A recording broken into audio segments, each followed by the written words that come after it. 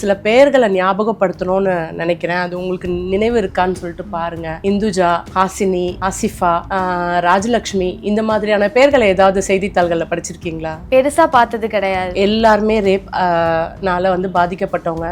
பெண் எவ்வளவு சித்திரவதை அனுபவிச்சிருக்காங்கன்றதுலாம் அவங்களுடைய அந்த வீட்டுடைய செவர்கள் சொல்லுச்சு. கையில ரத்த தடங்கள் அந்த கை ரேகையில செவர்ல எல்லாம் அப்படி அப்படியே இருந்தது. தீர்ப்புகள் என்ன நடக்குது, ட்ரையல்ல என்ன வந்திருக்காங்க, எத்தனை பேரை விசாரிச்சிருக்காங்க, இந்த மாதிரியான நகர்வுகளை நோக்கி நம்ம போகும்போதுதான் இந்த மாதிரியான விஷயங்கள் தடுக்கப்படும். சிபிஐக்கு மாத்துறதுனால இதை ஏதாவது மாத்திட முடியுமா மேம்?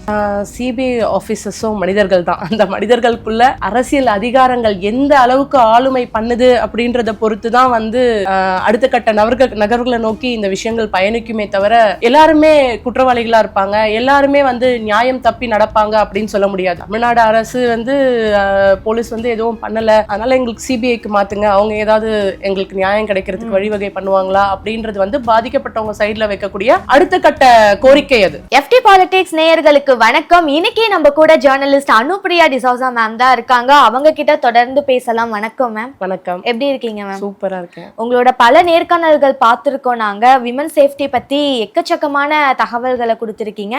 இப்போ ரீசெண்டா இந்த அண்ணா யூனிவர்சிட்டி விஷயத்தை பத்தி எல்லாரும் தொடர்ந்து பேசிக்கிட்டே இருக்கோம். இப்போ இந்த மாதிரி ஒரு விஷயம் வரும்போதுதான் அதை பத்தி பேசுவோமே தாண்டி அதுக்கப்புறமேட்டு அதை அப்படியே மறந்துடுறோமே, ஏன் மேம்? இதுக்கு முன்னாடி நான் ஒரு சில பெயர்களை ஞாபகப்படுத்தணும்னு நினைக்கிறேன். அது உங்களுக்கு நினைவு இருக்கான்னு சொல்லிட்டு பாருங்க. இந்துஜா, ஹாசினி, ஆசிஃபா, ராஜலட்சுமி, இந்த மாதிரியான பெயர்களை ஏதாவது செய்தித்தாள்கள்ல படிச்சிருக்கீங்களா?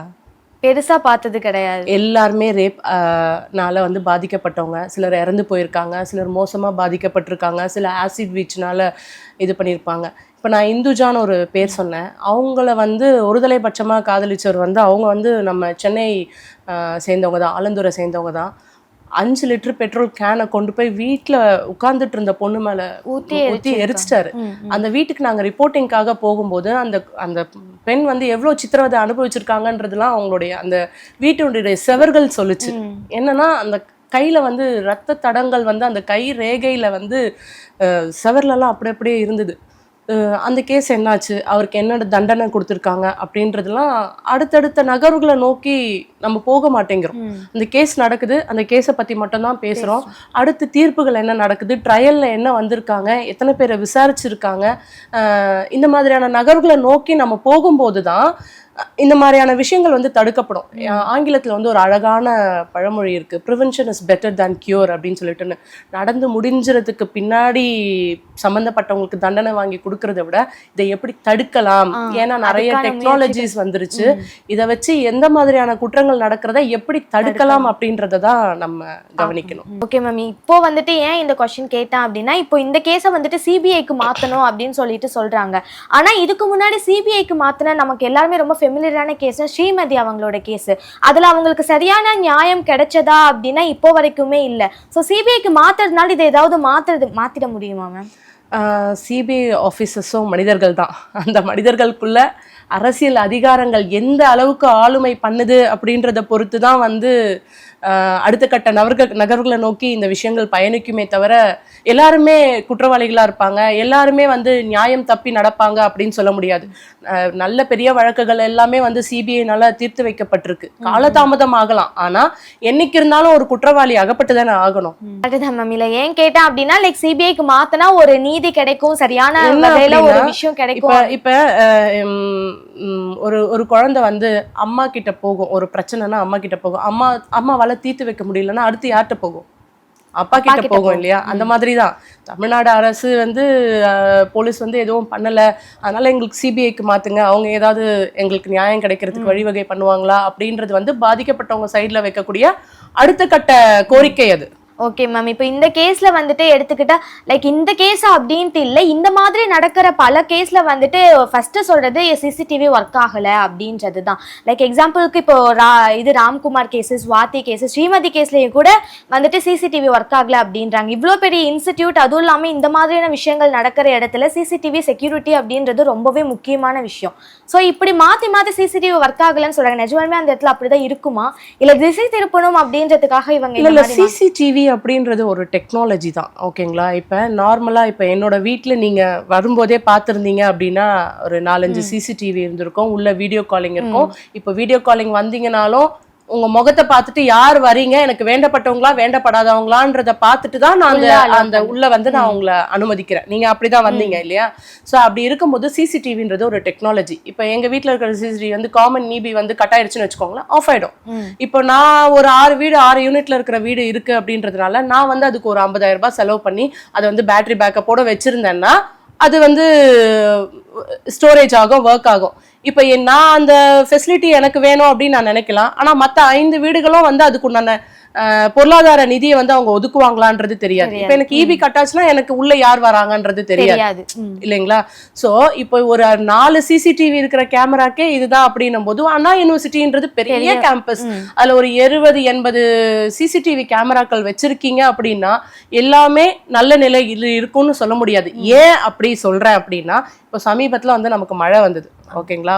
ஒரு பெரிய டிசாஸ்டர்ஸ் அந்த மாதிரி வரும்போது அந்த தொழில்நுட்பம் பாதிக்கப்படுறதுக்கு வாய்ப்புகள் இருக்கு. இப்போ என்ன பண்ணணும் அதை அப்படின்னாக்கா, மெயின்டெனன்ஸ் பண்ணணும். எவ்ரி 3 months or 6 months அப்படின்னும் போது உள்ள ஒரு 1000கணக்கான பேர் வராங்கன்னா போது அந்த 1000கணக்கானவங்களுடைய பாதுகாப்பு உங்க கையில தான் இருக்கு அப்படின்னும் போது, ஏன்னா இந்தியாவினுடைய எதிர்காலமே வந்து மாணவர்கள் தான் அப்படின்றது முடிவு செய்யப்பட்டு அதை நோக்கி தான் அரசியல் தலைவர்கள் எல்லாம் பேசிக்கிட்டு இருக்காங்க. மாணவர்கள் தான் எதிர்காலமே அப்படின்னும் போது உங்களுடைய பாதுகாப்பு உங்ககிட்ட இருக்கு அப்படின்னும் போது நீங்க அதை கரெக்டா பராமரிப்பு பண்ணியிருக்கணும். இப்போ என் வீட்டு சிசிடிவி கூட கேமரா ஒர்க் ஆகலன்னா அதுல ஏதாவது ப்ராப்ளம்னா உடனே அதோட இதுக்கு தகவல் சொல்றேன். ஏன்னா எனக்கு அந்த பயம் இருக்கு. நான் வெளியில போனேன்னா என்னோட அம்மாவும் என்னோட குழந்தையும் என் ஹஸ்பண்டும் வீட்டுல இல்லாத நேரத்துல அவங்க தனியா இருக்காங்க.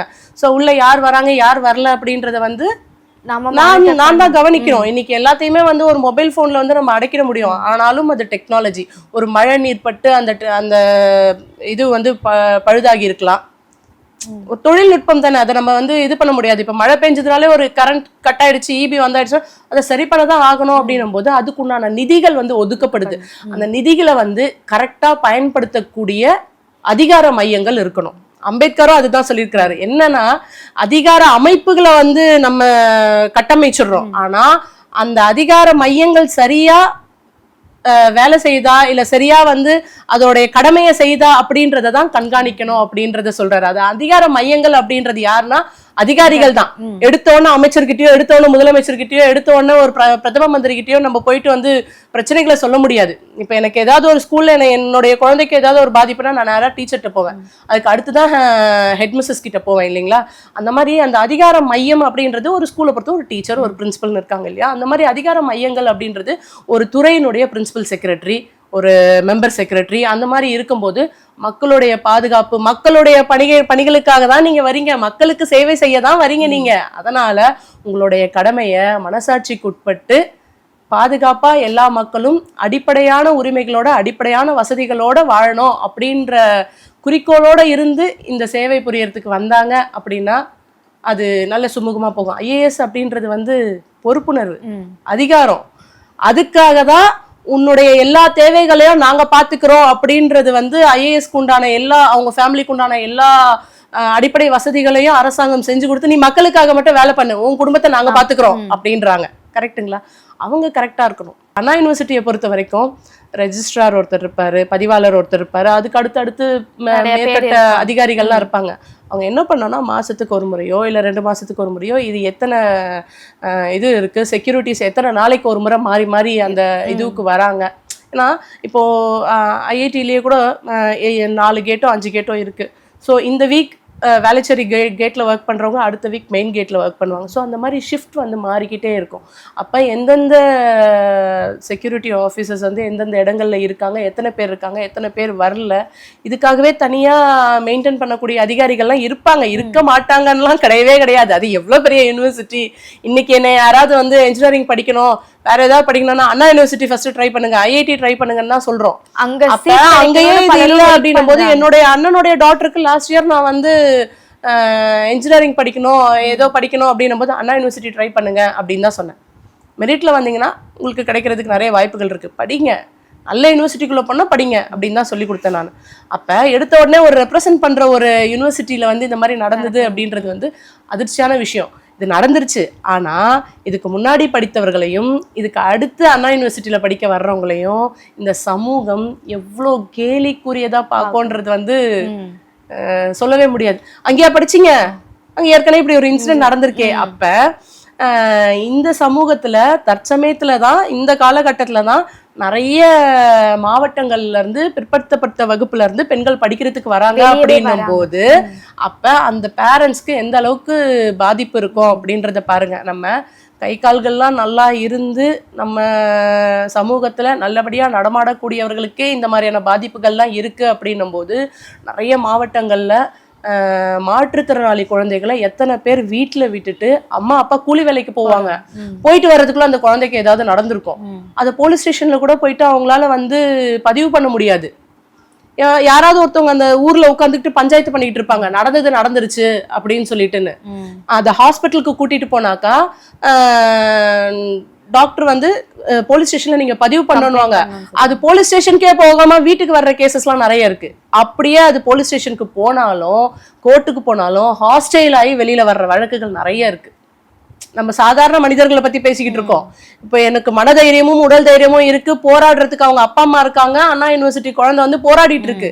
ஆனா எத்தனையோ மாற்றுத்திறனாளிகள் குழந்தைகளுக்கு இந்த மாதிரி நடந்துகிட்டு இருக்கு. அது வெளியில பதிவு பண்ணப்படுறதும் இல்லை, அதை பத்தி பேசப்படுறதும் இல்லை. அதுக்குன்னு ஒரு அமைப்பு இருக்கு, அந்த அமைப்பை சார்ந்தவங்க மட்டும்தான் பேசிக்கிட்டு இருக்காங்களே தவிர அதை தாண்டி சாதாரண மனிதர்கள் யாருமே பேசுறதே கிடையாது, வெளியில வர்றதே கிடையாது. மேம் இப்போ நீங்க பேசிட்டு இருந்தப்பவே சொன்னீங்க லைக் ரொம்ப வில்லேஜ் சைட்ல இருக்க பொண்ணுங்களை இப்பதான் வந்துட்டு படிக்கிறதுக்கு ஸ்டார்ட் பண்ணிருக்காங்க, வெளியவே வந்திருக்காங்க.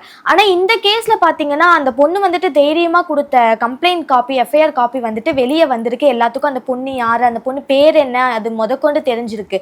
இப்படி இருந்துச்சுன்னா எந்த ஒரு பொண்ணு தைரியமா வந்து எனக்கு ஒரு இப்படி ஒரு விஷயம் நடக்குது அப்படின்றதே சொல்றதுக்கு பயப்படுவாங்க, தயங்குவாங்களே மேம்? வரமாட்டாங்க தான், நிச்சயமா வரமாட்டாங்க. பேரண்ட்ஸ் எப்படி அலோவ் பண்ணுவாங்க? இந்த இது வந்து அஜாக்கிரதைன்னு சொல்ல முடியாது, அக்கறையின்மைன்னு சொல்ல முடியாது. ஆனால் சிட்டி கமிஷனர் வந்து ரொம்ப அழகாக ஒரு இதுல எக்ஸ்பிளைன் பண்ணிட்டாரு. பணி விதிகளின்படி 68 சரத்துகளின்படி இது வந்து நாங்கள் கடமையை கரெக்டாக தான் செஞ்சோம், இது தொழில்நுட்ப கோளாறு காரணமாக இது வந்து வெளியில் வந்துருச்சு அப்படின்னு சொல்லியிருக்காங்க. எல்லா காவல் அதிகாரிகளுக்கும் வீடுகளில் பெண்கள் இருப்பாங்க, அவங்களுக்கும் பெண் குழந்தைகள் இருப்பாங்க. யாருமே மனசாட்சி இல்லாமலாம் யாருமே நடந்துக்க மாட்டாங்க. ஆனாலும் இதை டவுன்லோட் பண்ணி வெளியிட்டிருக்காங்க பார்த்தீங்களா, அவங்களுக்கு என்ன ஆதாயம் இருக்க முடியும்? அதில் வந்து ஒரு 4-5 ஜேர்னலிஸ்ட் தான் டவுன்லோட் பண்ணியிருக்காங்க, இன்னொன்று வந்து சில கட்சிகளை சேர்ந்தவங்க டவுன்லோட் பண்ணியிருக்காங்க. அப்படின்னா இது வந்து பிரேக்கிங்க்கு உண்டான யார் அந்த பிரேக்கிங்கை வந்து ஃபஸ்ட்டு கொடுக்குறாங்க அப்படின்ற டிஆர்பி ரேட்டிங்காக இருக்கும் அப்படின்ற மாதிரி நிறைய தலைவர்கள் நிறைய பத்திரிகையாளர்களே பேசிக்கிட்டு இருக்காங்க.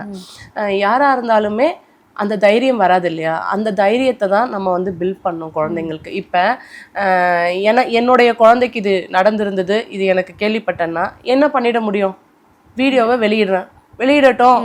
அப்படியே இருந்தாலும் உன்னுடைய ப்ரொஃபஸர் கிட்டேயோ இல்லை பிரின்சிபல் கிட்டேயோ யார்கிட்டயோ அதை காட்டணும்னா காட்டட்டும். அதனால ஒருத்தரை வந்து நீங்க வெளியில போங்க அப்படின்னு சொல்லிட்டுன்னு சொல்ல முடியுமா? அதுல இந்திய சட்டத்துல வந்து இடம் இருக்கா அப்படின்னா அதை வந்து எக்ஸ்பர்ட்ஸ் தான் சொல்லணும். இப்போ வந்து 18 வயசு ஆயிடுச்சுனாலே வந்து அவங்க திருமணம் பண்ணிக்கலாம் அப்படின்ற மாதிரியான சட்டங்கள்லாம் இருக்கு. அப்படின்னும் போது எனக்கு உரிமை இருக்குல்ல, நான் யாரோட பழகுறேன், யார் கூட எப்படி பழகணும்ன்ற எல்லைகள் எனக்கு இருக்குல்ல, அந்த உரிமை பிரகாரம் தான் நான் பழகியிருப்பேன் இல்லையா? அதை வச்சு நீ பயமுறுத்தணும் அப்படின்னு இருந்த அப்படின்னாக்கா அப்படி பயப்படாதீங்க அப்படின்றத குழந்தைங்களுக்கு சொல்லி தரணும். அப்படியே நடந்ததுன்னா அது அம்மா அப்பா கிட்ட வந்து சொல்லுங்க, அதை சொல்லி தராதீங்க. அந்த சொல்லித்தரக்கூடிய மனப்பக்குவம் வந்து இதுக்கு முன்னாடி உள்ள ஜெனரேஷன்ஸ்க்கு வருமானு தெரியாது. இப்போ எனக்கு இந்த பக்குவம் வந்திருக்குன்னா நான் ஒரு 30 வயசு கடந்து வந்ததுக்கு அப்புறம் தான் எனக்கு இந்த பக்குவம் வந்திருக்கு. இது எனக்கு 18 வயசுல இந்த பதில நான் சொல்லியிருப்பேன், சொல்லியிருக்க மாட்டேன். ஓகேங்களா? இப்போ எனக்கோ இல்லை என்னோட தோழிக்கோ இது நடக்குது அப்படின்னாக்கா இந்த பதில், இப்போ நீங்க கேட்டதுக்கு உண்டான பதில் நான் சொன்னேன் இல்லைங்களா, உன்னால என்ன பண்ண முடியுமோ பண்ணிக்கடா அப்படின்னு. இந்த பதில நான் சொல்றதுக்கு நிறைய வருடங்கள், எனக்கு நிறைய அனுபவங்கள் எனக்கு தேவைப்பட்டிருக்கு. அந்த வயசுக்குரிய அந்த குழந்தைக்கு உண்டான பக்குவம் எனக்கு இருந்திருந்தா அந்த பதில நான் சொல்லியிருப்பேனான்றது எனக்கு தெரியாது. நிச்சயமா வந்து பேரண்ட்ஸ் வந்து வரமாட்டாங்க. ஆனா அந்த மனப்பக்குவத்தை பெண் குழந்தைங்களும் சரி, பெண் குழந்தைங்களை பெற்றவங்களும் சரி அதை வளர்த்துக்கணும். அந்த பொண்ணு வந்துட்டு ரொம்பவே கொஞ்சம் பிரேவா பரவாயில்ல என்னன்னாலும் பாத்துக்கலாம் அப்படின்னு சொல்லிட்டு கம்ப்ளைண்ட் பண்ணியிருக்காங்க. ஆனா ஒரு சில விஷயங்கள்ல வந்துட்டு என்ன பண்றாங்கன்னா போராட கூட விட மாட்டாங்க. இப்ப இந்த விஷயத்துலயுமே கூட யாரும் வந்துட்டு இதை பத்தி பேசக்கூடாதோ இல்ல போராடக்கூடாதோ அப்படின்னு சொல்லிட்டு ரிஸ்ட்ரிக்ட் பண்ணிட்டே வச்சிட்டு இருக்காங்க. அதுக்கு காரணம் என்னவா இருக்கும்? அரசியல் அதிகாரம் தான்.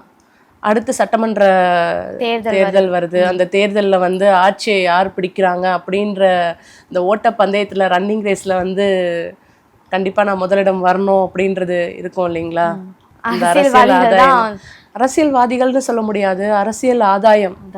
அரசியல்வாதிகள்னு நம்ம ஜெனரலைஸ் பண்ணிட்டோம் அப்படின்னாக்கா நல்ல கொள்கைக்காக இருக்கிற நிறைய அரசியல் தலைவர்கள்லாம் வந்து தமிழ்நாட்டில் இருக்காங்க, இருந்துகிட்டு இருக்காங்க.